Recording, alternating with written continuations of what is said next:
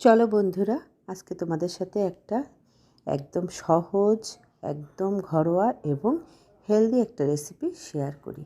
দেখে হয়তো বুঝতেই পারছো এটা চিনি গুঁড়া চাল বা পোলাওয়ের চাল যেটা বলি। আমি সেই চালটা ধুয়ে নিয়েছি।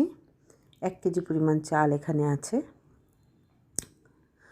এখানে হচ্ছে আমি আজকে যে পোলাওটা রান্না করব সেটা একদম স্বাস্থ্যকর এবং ঝামেলাবিহীন একটা পোলাও রান্না হবে। রেসিপিটা তোমরা শেষ পর্যন্ত দেখো, দেখলেই বুঝতে পারবে। অনেকেই তোমরা জানো, তারপরেও আমারটা আমি একটু শেয়ার করি যদি কিছু তোমাদের ভালো লাগে।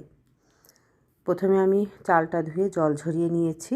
1 কেজি চালে 6 গ্লাস জল নিতে হবে, কি সামান্য একটু বেশি দিতে পারো।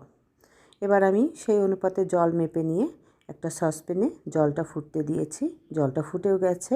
এর ভিতরে দিয়ে দিয়েছি গোটা মশলা সবগুলা, তেজপাতা, গোটা গরম মশলা সব কিছু, তারপরে স্টার অ্যানিস দিয়েছি।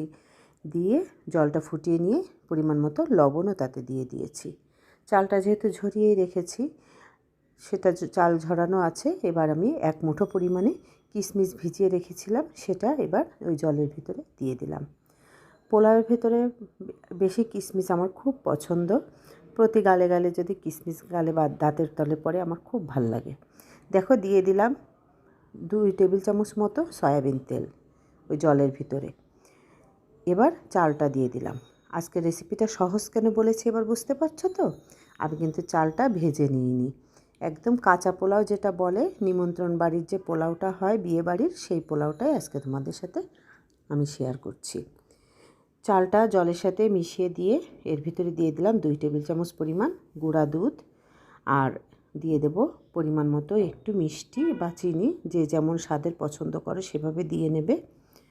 তারপরে এটা সুন্দর করে নেড়ে মিশিয়ে এবার দিয়ে দিলাম 1 টেবিল চামচ পরিমাণ একদম খাঁটি ঘি।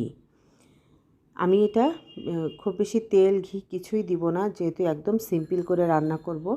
যারা একটু হেলদি খাবার খেতে পছন্দ করো তাদের জন্য এই রেসিপিটা একদম পারফেক্ট। আর ভাতটা কত সুন্দর হয়েছে একটু দেখলেই তোমরা বুঝতে পারবে।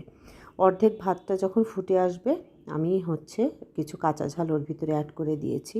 এতে পরিমাণ মতো লবণ, একটু মিষ্টি সব কিছুই দেওয়া আছে, কিশমিশ।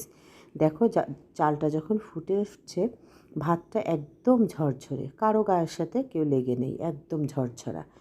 এটা আমি প্রায় হয়েই এসছে, একদম নিভু আছে। চালটা দেওয়ার পরে জলটা আবার যখন ফুটে উঠেছিল তখনই আমি একদম লো ফ্লেমে করে দিয়েছিলাম। এবার আমার ভাতটা একদম রেডি, পারফেক্ট। তোমরা যা ইচ্ছা তাই দিয়ে এটা খেতে পারো।